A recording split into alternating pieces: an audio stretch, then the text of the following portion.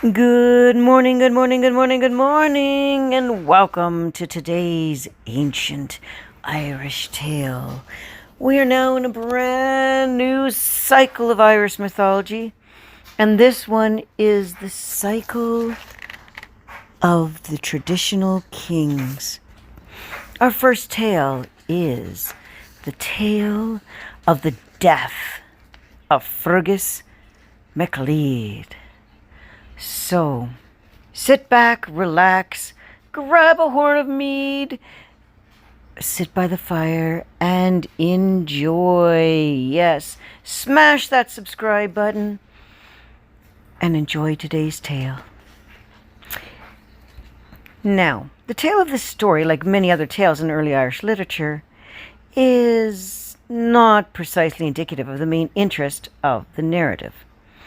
Though most of the tale is, devoted to the visit of the king of Leprechauns to the court of Ulster. The story belongs essentially to the Tom Thumb tradition, recounted by Swift of Gulliver in the county of Borgodings. The setting is on socially that of the old Ulster cycle. For Fergus MacLeide, stories were once was part of the Red Branch Warriors, although he is seldom mentioned in the stories of the Ulster group. He gains a certain prestige in the Irish narrative role.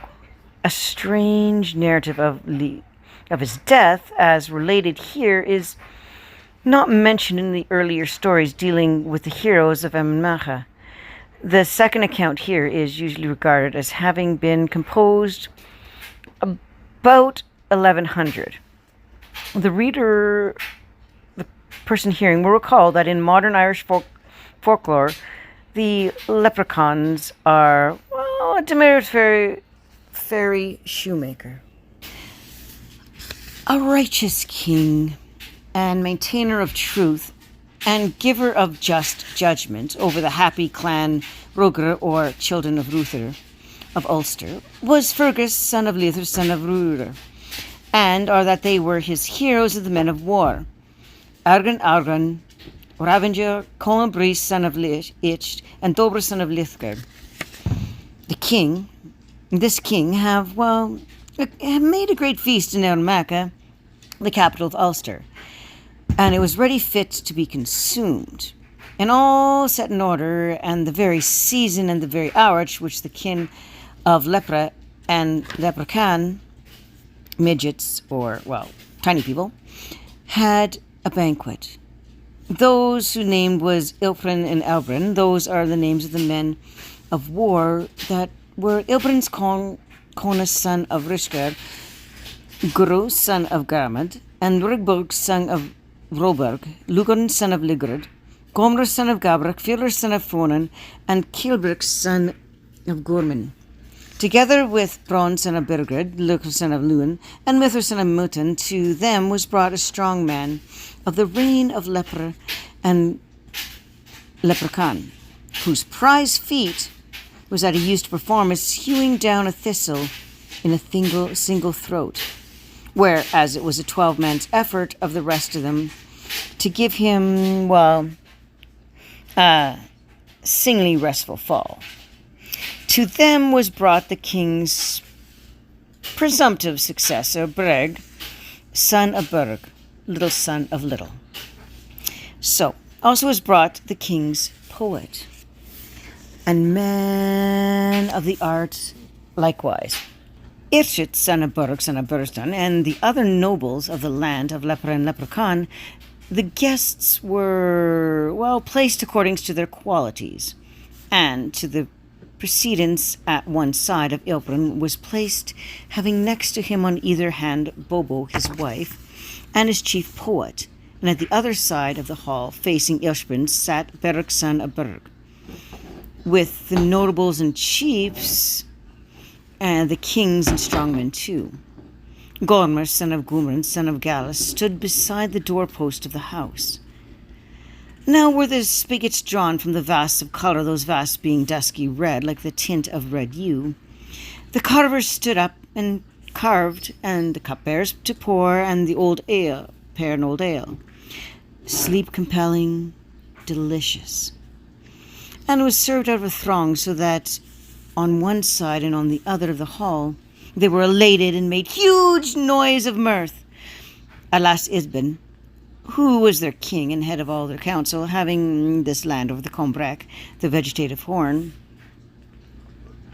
stood up, and on the other side opposite Isbin, to do him honor, arose Berg, son of Berg. Then the king, by this time affably inclined to converse, inquired of them, "Have you ever seen a king that was better than myself?" And they answered, "We have not." "Have you ever seen a strong man better than my strong man?" "We have not." "Horses or men of battle, have you ever seen better than they which tonight are in this house?" "By our word," they made answer, "we have not." "I too," Ephraim went on, "give my word that it would be a hard task to forcibly to take this house tonight, either captive or hostages, so surprising are its heroes and men of battle, so that many is a lusty companions of the men of might, so great the number of its fierce and hauntly one, that they are stuff of which kings might fitify be made." All which, when they had heard the king's chief poet, each they burst out laughing. Whereupon Ephraim said, "Is great they what movie and move thee to laugh?" Said the poet, "I know of a province in Ireland, one man of which could take hostages and captives from all 4 battalions of the Leprechaun." Lay the poet by the heels, that's vengeance be taken him, a bragging speech. So it was done. But Ish said, Isbin and the seizure of me will bear evil fruit. For requital of arrest thou shalt thyself be for 5 years captive in Aranmaca, whence you shall not escape without leaving behind the rarest thing of all thy wealth and treasures. My reason for the seizure, Colracas, also son of Munster's king, shall fall, and the king of Leinster, son of Eshod, which I myself will go into the house, and Fergus, son of Leith, in his goblet, be set floating till I be all but drowned. An evil arrest is thou that made on me, O king, Eshod went on. But grant me now 3 days and 3 nights respite, that I may travel to Aranmaca and to the house of Liberson Fergus, to the end of it that I will find some evident token by which thou shalt recognize truth in me. I may bring the same hither, or if not, then do me what thou wilt. Then, as his bonds be loosed, rose next to the white skin and put a smooth and glossy shirt of delicate silk. Over that he donned his gold border tunic and scarlet cloak, all fringed and beautiful, flowing in soft folds. The scarlet cloak all filled with beautiful flowing soft folds, and scarlet being of the land of the Finn. And the fringe of pale gold varied pattern. Betwixt his feet and the earth he set 2 dainty shoes of white bronze, overlaid with the ornament of gold. Taking this white bronze poet wand and silken hood, he set out, choosing the shortest way and the straightest course, nor are we told how he fared until he came to Aranmaca, and that the gate of the place shook his poet's rod. When at the sound the gatekeeper came forth, he beheld there a man, calmly and well most gallantly in carriage, so that tiny and so close-cropped grass of the green reached his knee. Aye, and that to thickest thigh in sight of man wonder upon the gatekeeper, and he entered into the house to report the arrival of Fergus, and to the company, and inquired whether he erst was smaller than Abd, and Ad being a poet of Ulster, and the dwarf that could stand on full-sized man's hands, and that the gatekeeper said he would have room enough upon Elsa's palm by my word. Hereupon the guests that were pealing laughter desired to see him, each one deeming the time to be all too long, till he should view Esther, and after seeing him, speak with him. Then upon all sides where both men and women had free access to him, but each cried, "Huge men that you are, let not your inflicted breasts so closely play upon me, but let yon small man that is the least of you approach me, who, little though among you, would yet in that land where I dwelt account for a great stature. Into the great house thereafter he is standing upon the palm of the poet out before him." Fergus, when he had sought of him tidings of who he might be, was answered, "I am East, son of Berg, son of Bust, and chief poet bard, and rhymer of the Lepra and Leprechaun." The assembly were just then in actual enjoyment of the feast, and a cupbearer came to Fergus. "Give to the little man that has come to me," said the king. East replied, "Neither of you of your meat will I eat, nor of your liquor will I drink." "By our word," said Fergus, "seeing thou art a flippant and mocking fellow, it were but right to drop thee on the beaker, where at the points round about thou shouldst impartially quaff the liquor."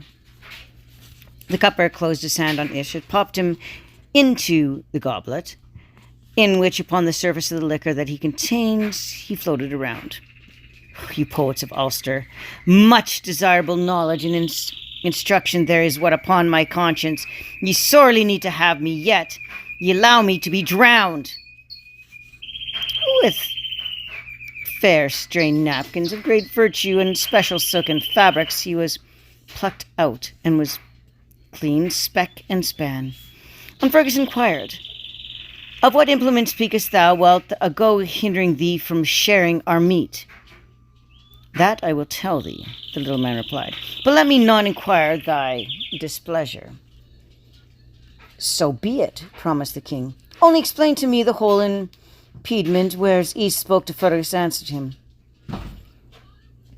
East said, "What poor sharp words would never angered? Fergus, thy stern and utterance restrain, nor against me take unjustifiable action." Fergus, "O we man of seizure, I will not." Erst, judgment lucid and truthful, if they be thou which thou dost provoke me, then I pronounce that thee thou tirfest in the steward's wife, which thine own foster son ogles thy queen. Woman fair-haired and accomplished rough kings of the ordinary kind. Now, how excellent the silver be from thee, 'tis not the former, let the humour dwell. Fergus, ish thou art in truth no child, but a proved man of vergancy. O gentle one, devout of reproach, O wrath of Fergus shall thou know." The king went on. "My share of the matter, by my word, is that true for the steward's wife is indeed my pastime, and that all the rest as well thereafter I am not mortally take to be true." "Then," said Isht, "now will I partake of thy meat, for thou hast confessed the evil, I do it no more." Here the poet, wasking cheerfully and in good courage, went on. "Upon my own lord I've made a poem by which it were your pleasure I would disclaim to you." Fergus answered, "We would esteem it sweet to hear," said, and Ishit began. "A king victorious and renowned and pleasant is Ishbin, son of Abin, king of Magleaf, king of Malfirthrum. His is the voice clear and sweet as copper's resonance, like the blood-colored rowdy berry in his cheek. His eye is bland, as it were steam of mead, his colour that of the swan or the river's foam. Strong he is in the yellow-haired host. In beauty and in cattle he is rich, and to brave men he brings death when he sets himself in motion. A man that knows and loves the chase, active and generous feast-giver. He is the head of a bridle-wearing army. He is tall, proud, and impetuous, and he is solid squadron and grand, helding horses and bridled horses rushing tolerant-like. Heads with smooth adornment and golden locks are on the warriors of Lepra. All The men are comely, and the women all light-haired. Over that land's oval multitude, Espen of truthful utterance presides, and their fingers grasp silver horns, deep notes of timpan are heard. And however great be the love the women are reputed to bear thee, Fergus is surpassed by the desire that they feel for Ithbren. The lay ended, and the Ulstermen equipped the poet of the Leprechaun with abundance of good things, and, well, till each heap of these as they lay equivalent their tall man's stature. This one of my conscience, said Easter, is indeed a response that is worthy of good men. Nevertheless, take away these treasures, for I have no need for them, since in my lord's following is no man but possesses sufficient substance. The Ulsterman said, however, we pledge our words that we will never would take back anything, although we have given thee of our very wives or our cows. Then divide the gifts bards to the scholars and scholars of Ulster, Isher cried. 2/3 take for yourself, and while the other bestow on Ulster's horseboys and jesters. So to the end of 3 days and 3 nights, Eshen was in Emmen, and he took his leave of Fergus and on the other nobles of Ulster. I will go with thee, said the Ulster poet, a man of science. Ab the dwarf, who used to lie in the good warrior bosoms, yet by Ulster's side was a giant. 'Tis not I that will bade thee come, for were I to invite thee and kindness to thee shown thee in consequence, thou wouldst say 'twas but what an implication that has been promised thee.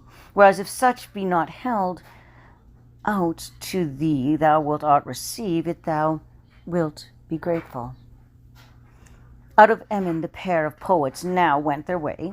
Ad's step being the longer, he said, there a poor walker, else then took such a fit of running that he was an arrow's flight in front of Ab, who said again, between those two extremes lies the golden mean. On my word, retorted Eshley, this is one on contrary in which, since I have been among you, I have heard mention made of the golden mean. On they went until they gained Tirnachtifr, or Strand of Strong Men, in Ulster. And what must we do now? Out asked here. Travel the sea over her depths, said the other. Out objected. Never shall I come safely out of the trial. Erst made answer. Seeing that I have accomplished the task, it would be strange that thou shouldst fail. And then Ad uttered a strain, and Usht answered him. Ad, the vast sea, what shall I do, O generous Esh? The wind will bear me down, the merciless wave on which thou I mount upwards, yet none is less shall I perish in the end. Esht, to fetch thee fair Ishbin's horse will come. Get thee upon him and cross the streaming sea, an excellent horse, truly, and passing colour, a king's valued treasure, good on the sea as upon the land, a beautiful horse that will carry thee away. Sit on him, and not be troubled. Go, trust thyself to him. They had not been a long time when they marked something with a swift cantering, came towards them and over the billows crest. Upon thyself it be an evil thing that brings, Ad cried. What seest thou? Esh asked. A russet-clad hare I see. But Esh said, not so, rather that's Ibn's horse that comes to fetch thee. Of which horse the fashion was this. 2 fierce, flashing eyes he had, and exquisite pure crimson mane, with 4 green legs, and a long tail floated in the weary curls. His general colour was that of a prime artificer's goldwork, and a golden-crested bridle he bore went. Esther bestrode him and said, Come up beside me, Ad. And again Ad objected. Nay, poet, to serve thee, even thee alone as a convenience is beyond his powers. cease thee from faulting finding, for thou ponderest as it may be in the wisdom that is in thee. Yet will he carry us both. They're both, being now mounted on the horse, traverse the combing seas, the mighty mains expanse, the ocean's great profound, until the end, undrowned and without mishap, reached Magfirsten. And there the leprechaun were before him in assembly. "Escher approaches," they cried, "and a giant bears him company." Then Isra went to meet Escher and gave him a kiss. "But, poet," he said, "whereso bring thou the giant to destroy us?" No giant is he, but Ulster's poet, a man of science, and the king's dwarf. In the land whence he comes, he is the least so, that in their great men's bosoms he lies down, and it's where an infant stands, and the flat of his hands. Yet he is such that before him you would do well, be careful yourselves. "What is his name?" they asked. "Poet. Alach, man," they cried. "Isht, the giant is huge indeed." Next, Ish, addressing Ishmael, said, "On the Ushpin I lay taboos, which two warriors may not break, but in thine own person will thou go view in the region of which thou come, and that of the Lord's porridge, which for the King of Ulster is made tonight. Thou be the first man to make trial." Then Ishmael, grieving through the faintest spirit, proceeded to confer with Bobu, his wife. He told her how that by Eshet he was laid under taboos, and bade her to bear him company. "That will I," she said, "but by laying Eshet in the bounds thou dost unjustly." So they mounted Eshet's golden horse, and that same night made their way to Emmen, where they entered unperceived into the palace. "Elbrun," said Bibu, "search the town for the porridge spoken of by Isht, and let us depart again before the people of the place shall rise." They gained inside the palace, and there found Emmen's great cauldron, having in it remnant of the people's porridge, if and do near, but could not by no means reach it from the ground. "Get upon thy horse," said Bibu, and from that horse upon the cauldron's rim. Thus he did. But the porridge being too far down, and his, arms too short, he could not touch the shank of the silver ladle that had in the cauldron, whereupon he has made a downward effort. His foot slipped, and up to his very navel he fell into the cauldron, at which all existing iron graves that he had been on him now found himself fetid and teetered above their hand and foot. "Long thou tarriest, dark man," Bibu cried him.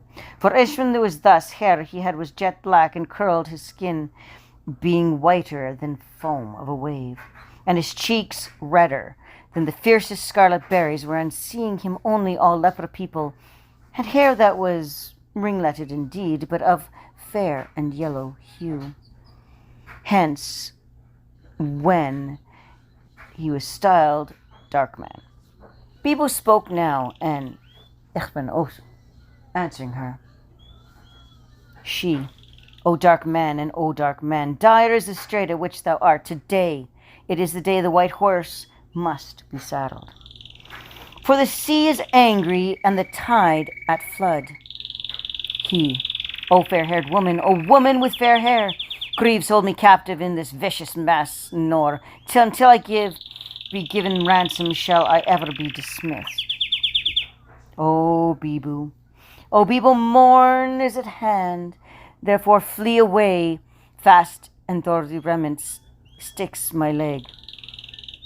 If here thou stay, thou art be foolish, O Bibu."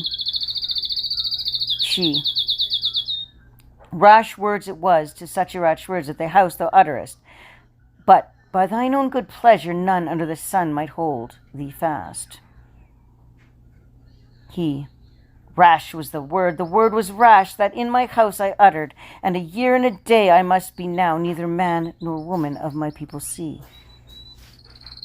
"Bibu," cried Ishan, "flee away now, and to the leper land take back thy horse. Never say it, she answered. I will surely not depart until I see thee things shall take for thee.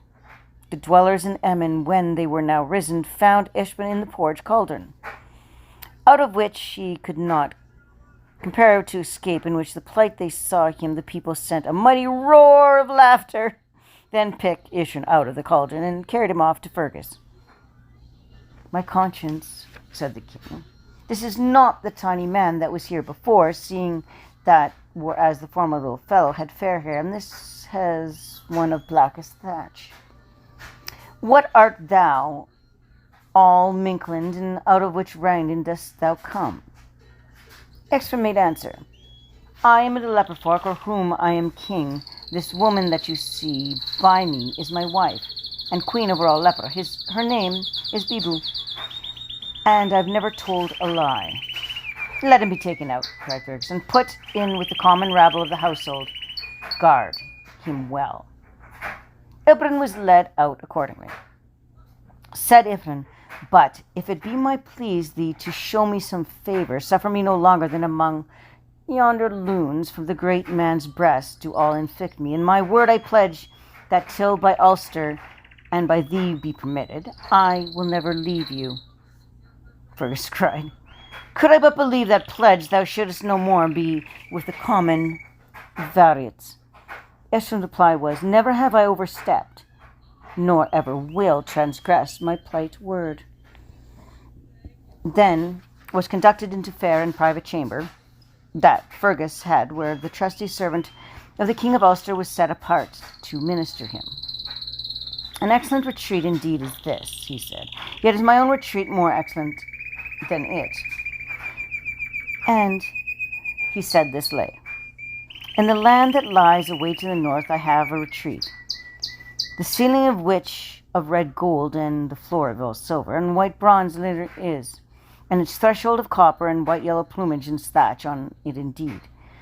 Golden are the candelabra holding the candles of rich light, and gleamed over which rare stones, in the fair midst of the house. Save myself only, and my queen. None that belongs to it feels sorrow now, and Retune is thy great ages not, and the wares of yellow tresses every man is that chess player. Good company is there that knows no stint against man nor woman, that seeks to enter it is retreat, is never closed. Firend, or man of smoke, Fergus' fire servant, as in Ishban province he kindled a fire. Thereupon it a wood-beam that twindled around a tree, together with somewhat of all other kinds of timber. It is laid Ishban say, burn not the king of trees, for he ought not be burned. And wouldst thou, Freeland, be act my counsel, then neither by sea nor by land shouldest thou ever be in danger. And here he sang a lay. O men that for Fergus a feast thou kindle, wherefore to shore never burn the king's woods. Monarch of Innsfell, Forester Woodbine, whom none beheld. No feeble sovereign's effort is hung all tough ties in embrace. The plight of Woodbine, if thou burn, willings of misfortune will adorn. Dire extremity at the weapons' points, or drowning in great waves will come. Burn not the perilous apple tree in low sweeping bough, the tree ever decked in bloom of white, against whose fair head, O men, the surely blackthorn is a wonder, and a wood that is as far burned, though be it scanty. Birds in their flocks warble. The noble willow burn not, a tree sacred to poems, wherein his bosom bees are sizzling all of the crystal cage, the graceful tree with its berries, the wizard's tree, the rowan burn. But spare the limber tree, burn not the slender hazel. Dark is the color of the ash, timber that makes the wheels go. Then from his turns to battle to fight, tender hook among woods and spiteful, but all means burn him that is keen and green. For he cuts, flays the foot, and him would advance. He forcefully drags backward, fiercest heat giver of all timber is green oak, and none from him may escape unheard. Motion detected at the Blink doorbell. But partially for him the head is set on aching bell, on his acrid ember the eye is made sore. Alder, very battle witch of all woods, tree that is hardest in the fight, undubitably burn at the discretion both the alder and the white thorn. Holly, burn it green, holly, burn it dry. Of all the trees whatsoever the best is holly. Elder that hath tough bark, the herd's true sword, him that furnishes horses and armies from the fairy mound, burn so that he may be charred. The birch as well if he be low, promises abiding fortune, burn up most surely, then curly the stalks that bear consistent pods. Suffer, if it so pleases thee, the rustest aspen now come headlong down, burn it late or early, the tree with the trembling branch. Patriarch of long-lasting woods is the yew, sacred to feast, as is well known of him now boiled dark, but vats of goodly size. Fear and thou, faithful one, wouldst thou but do my behest, to thee thy soul as thy body, O man. Now, after this manner, then, the free of all supervision, Esmond bowled the town, whilst them of Ulster it was a concession of mind and body to take him and listen to his words. One day Esmond went to the house of a certain soldier of the king's soldier, who chanced to fit himself on the new burghers that he had, discoursing as he did so, and complaining of their souls that were too thin. Ephraim laughed, and the king asked, "Esmond, why do you laughest thou thus?" "Young fellows that provides me laughter, complaining of his burghers while his own life he makes no moan. Yet thin as the those burghers, he never will wear them out." Which was true, for I have seen that before the night the man of another one of the king's people fought and killed each other. Yet the time of another day household to sharpen in all manner of things, and how they would do this is but never said, if it so pleases the gods. Then Isbin laughed and uttered a lay.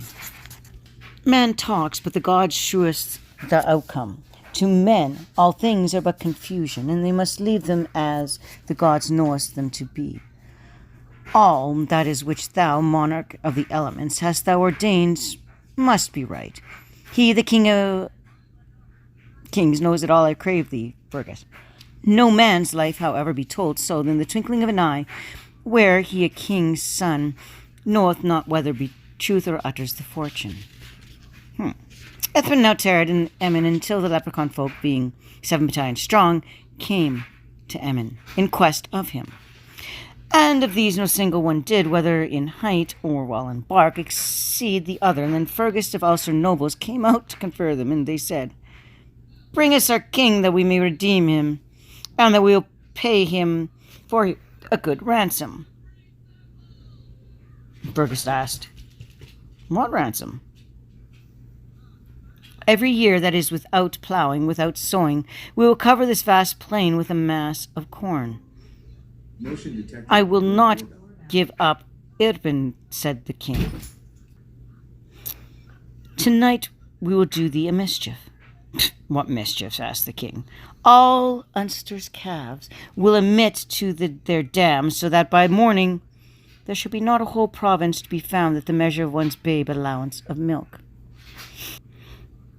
So much ye will have gained, said Fergus, but not Ispin. This damage accordingly they wrought that night. Then the morn returned to the green of Emmenmacha with the promise of making good all that they had spoiled. Again asked for Ibn. Fergus refused them, however. They said, This night we will do another deed of vengeance. We will defile the wells, the rapids, and the silver moors with the whole province. But the king answered, That is but punny mischief, whereas that old saying, dirt in the well, and ye shall have no Ibn.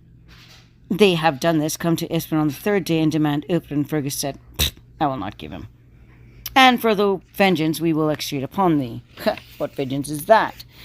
Tonight we'll burn mill beams and the kilns of the province. But thou will not get Aylesbury, said the king.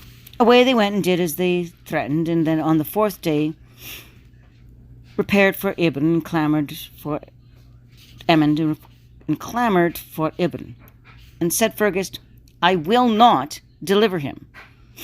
We will execute vengeance on thee. What vengeance? We will snip the ears off all the corn that is in the province, neither so shall you have Ibn. Thus they did. Then they returned to Emmenmac on the 5th day, and asked for Ibn. And Fergus said, I will not give him. Yet another vengeance will we take on thee. What vengeance? Your woman's hair and your men's we will shave, so that they shall forever be covered with reproach and shame. Then Fergus cried, If you do that, by my word I will slay Ibn. But here Ibn said, That is not a right thing at all. Rather let me be freed, that in person I may speak with them and bid them first of all repair such mischief that they have done, and then depart. A sight of Ibn, then they take for granted the license accounted him must deeds in order to let him depart with them. Sent up many a shout of triumph. Ibn said, however, My trusty people, depart now, for I am not permitted to go with you. All that which you have spoiled make good also. Neither spoil anything more, for if you do, I must die. Thereupon all gloomily and dejected went away, and the making this lay. A raid upon thee we proclaim this night, O Fergus, owner of many strong places. From thy standing corn we will snip the ears, whereby all the tables will not benefit. In this matter we've already burnt thy kilns, and Melbourne's too. We've all consumed thy calves, and most securely and universally admitted to their dams. Thy men's hair will crop, and all their locks of thy young women to the land shall be disfigurement, and shall be such mischief circumstance, wilt be thy horse till the time of war. Thou king of Ulster, and the warriors shout, by crimson be thy trappings.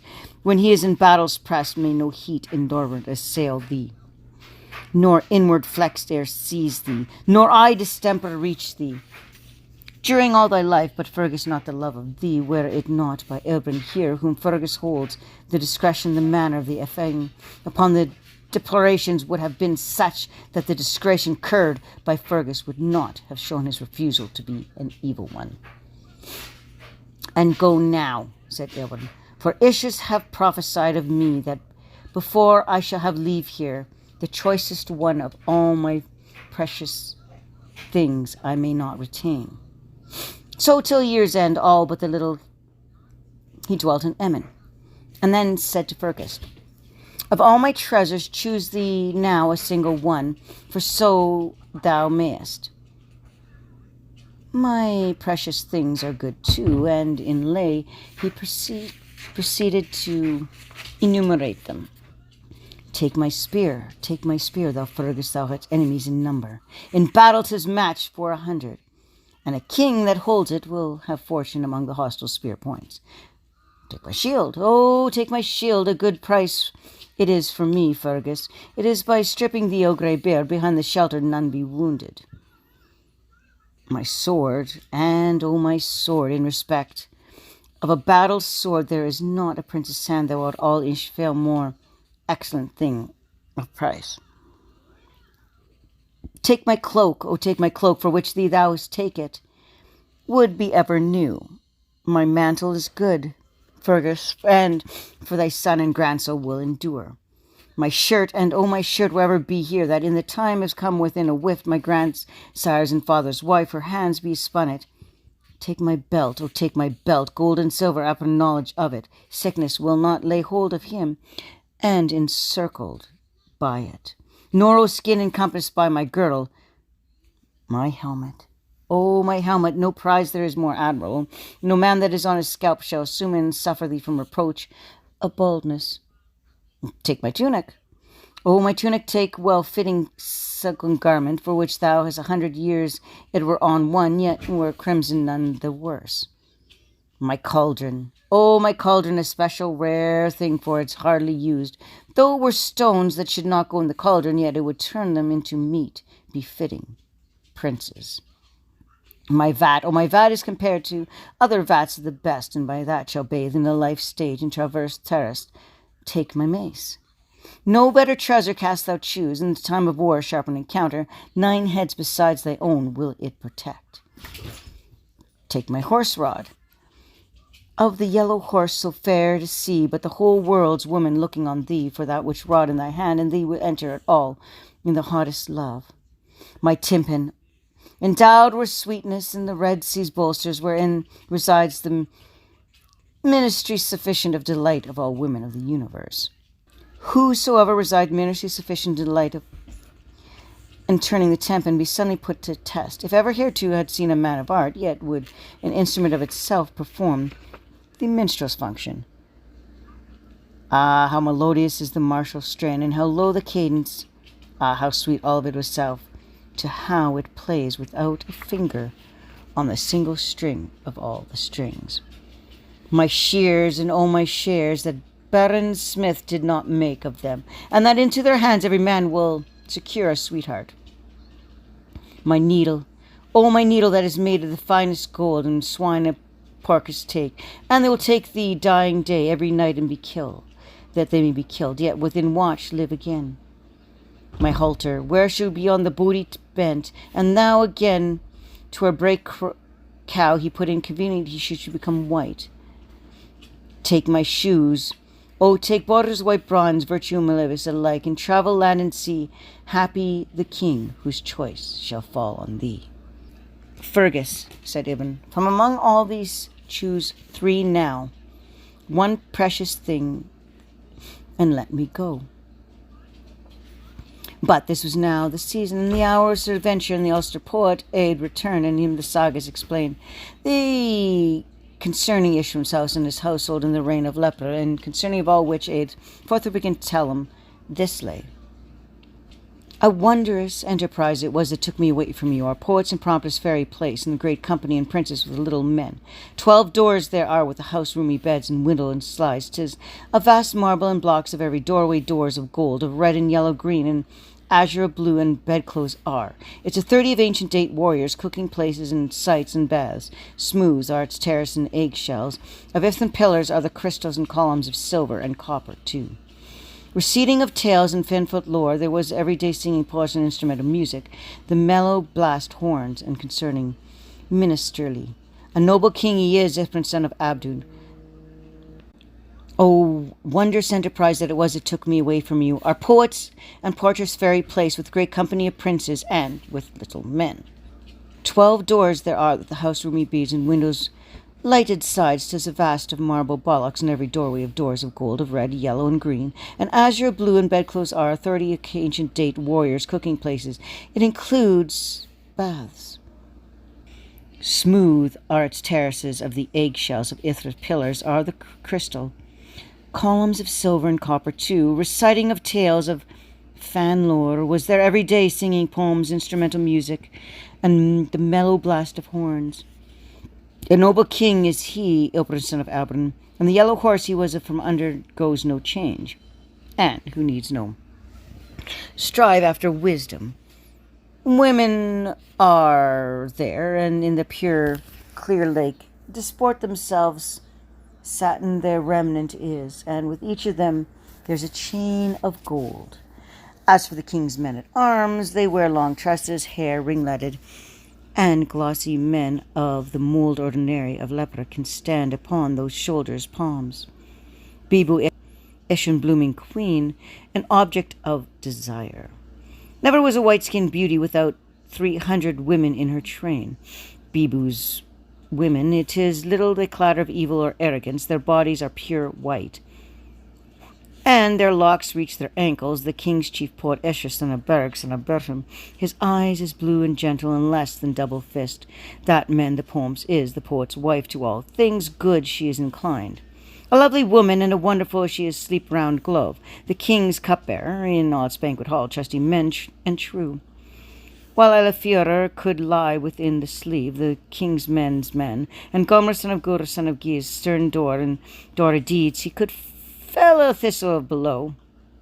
Of these the king's confidential 17 swans lay in my bosom, 4 men of the men of my belt, and all unknown to me. Among my beard would be another. They, both fighting men and scholars of the fairy mound, would say to me, and the public acclamations ever was, enormous aid, O very giant! Such, O Fergus MacLeod of the forest vast, such is my adventure. Of a variety there is a wondrous thing befallen me. Of all issues there, then Fergus made his choice. And his choice was Ibrin's shoes. This latter, therefore, leaving him his blessing and taking theirs, about Fergus and the nobles of Ulster farewell. Ulster grieving for his departure, and with him the stories henceforth has no more to do. As regards to Fergus, however, this is where he picked up out Ubin's shoes. He was a young man of his people's walking one day, heard Loch Rug, and they entered into the loch to bathe, and the monster that dwelt in the loch, the Shiz, or stormy one, of Loch Ruger, was aware of them. Then she shrieked himself until the whole loch was in great temperance of commotion, reared herself on high, and as if he had solid hideous to behold, so that in extent she equiddled a rainbow of air. They both marked her coming towards them, swam for the shore. She in pursuit with mighty strokes and bursting dulse sent the water sprouting from her sides. Fergus allowed his attendant to gain the land before him, whereby the monster's breath reaching the king turned him into a cooked and distorted, squint-eyed being, with his mouth twisted round to his back of his head. He knew not where he was, and dared any inquire of him that he may be that he had wrought this change in him, nor ventured leaving a mirror in the same house with him. The servant, however, told all the matter to his wife, and the woman showed it to Fergus's wife, the queen. Later thereafter, there was a falling out between the king and queen over the Persians in use of the bathing stone. The king gave her a blow with his fist, which broke a tooth in her head, whereupon anger seized the queen, and she said, "To avenge thyself on the shish of Lochrogan that dragged thy mouth round the pole will become thee better than to win bloodless victories over women." Then Fergus she brought a mirror, and he looked upon his image and said, "The woman's words are true, and to his appearance it is indeed the shish of Lochrogan hath brought me."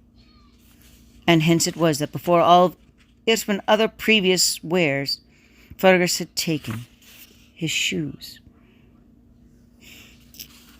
In their ships and in their galleys, for the whole province of Ulster accompanying Fergus now gathered together to Lochrogan, they entered the loch, gained its centre, and the monster rose and shook herself in such a fashion that all the vessels she smiled little bits and smashed them. And as she weathered twigs beneath the horses' feet, so were they severely crashed, and all swamped before they could reach the strand. Fergus said to the men of Ulster, "Bide here and sit you all down, and ye might witness how I and other monsters shall dealt together." And then he, being shod to Emperor's horse shoes, leapt into the loch, erect and brilliant and brave, making for the monster. At the sound of the hero's approach, she bared her teeth, as does a wolf dog threatened with a cub. Her eyes blazed like two giant torches. Kindled, silently put forth her sharp claws, jagged array bent her neck. With a carve of an arch clenched her glattering tusk, throwing back her ears hideously, till her whole semblance was one of cruel fury. Alas, for any of this world that should be fated to do battle with that monster, huge, headlong, fanged dragon that she was, the fearsome and colossal creature form was this. A crest and mane, she had, of course, hair, a mouth that yawned, deep sunken eyes. On either side, thrice 50 flappers, each armed with as many claws, recurved a body impregnable. Thrice 50 feet, her extended altitude, round an apple she was, a contradiction. But in bulk equaled some of the great hill in its rough garbed furs. When the king sighted her, he charged, instant, impetuous, and as he went, he made this rhapsody. "The evil is upon me that was besieged," etc. They both came to the loch's middle part and flogged the salmon, and varied him Hugh leap and flung himself out upon the waters and shore before they bounced no resting place in the water, for white boom sand was churned up on the surface. Now was a loch whiter than new milk, and at once turned to a crimson froth of blood. At least a beast, like some vast royal oak, rose on the loch before Fergus fled. The hero king, pressing her, piled her with blows so swollen and so deadly that she died.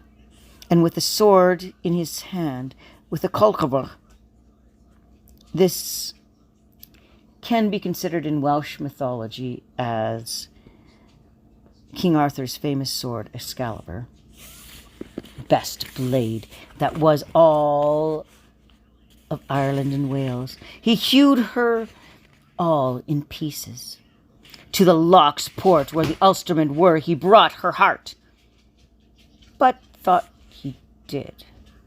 But his own wounds were as many as hers, and thine the skin no severe could no more full of holes. To such effort truly the beast had given him the tooth, that he brought up the very heart's red blood, and hardly made an utterance, but groaned aloud. As for the Ulstermen, they took no pleasure in viewing the fight, but it is said that they were upon the land. The king and beast had striven that they would have helped him, and that rightly valiantly. Then Fergus made lay. My soul this night is full of sadness. My body mangled, cruelly, red log-swargam beast has pushed sore through my heart. Leprechauns have brought me through the undrowned. With the shiny spear and with the famous sword I have fought a hard fight. Now upon the monster I'm avenged to my deformity. A single victory, this. Man, I would have rather death and snatch me than live misshapen. Great Isham, daughter Abram, this is a mortal combat list compelled me, and 'tis I surely that I have good cause to sorrow for the shape imposed on me by the beast. He went on, Ulsterman, I've gone to my death. By lay, yet by preserve this sword, until out of Ulster he came to me after me, one shall be fitting lord, whose name shall be Fergus, namely Fergus MacRourke. This he is referring to as the famous Fergus in the Ulster cycle. Then, lamentably in tears, and the Ulsterman stood over Fergus. The poet Ab, also the king's bard, came standing over him and mourned for Fergus with this. By you now be dug Fergus' grave, and great monarch's grave of Ilshan's son calamities most dire. It is out by foolish pity, woman's words. He is done to death. Answering whom Fergus said, By you be laid this sword wherewith the iron death is wrought. Hereafter me shall rise one with the name Fergus. By you be this sword treasured that none take it from you. My share on the matter is for the shame that is this, the men shall rehearse the story of the sword. So Fergus' soul parted from his body. His grave was dug, his name written in Ogham. His lamentation ceremony all performed, and from monumental saws Ured piled by the men of Ulster. This name of Ured, Ulster, had its origin. 'Tis far the death of Fergus and the leper people's doings.